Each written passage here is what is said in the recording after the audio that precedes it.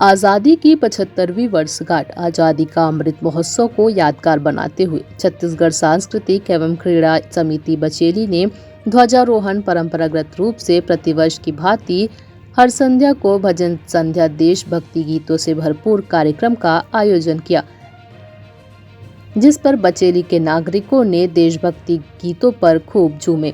स्थानीय कलाकारों ने देश प्रेम की ज्योत को जलाकर देश के लिए मर मिटने के लिए तैयार दिखे। साथ ही उन देशभक्त शहीदों को श्रद्धांजलि अर्पित की गई। छत्तीसगढ़ सांस्कृतिक एवं क्रीड़ा समिति बचेली की पहल की सभी ने बधाई और सराहना की। बचेली से फक्रे आलम की रिपोर्ट।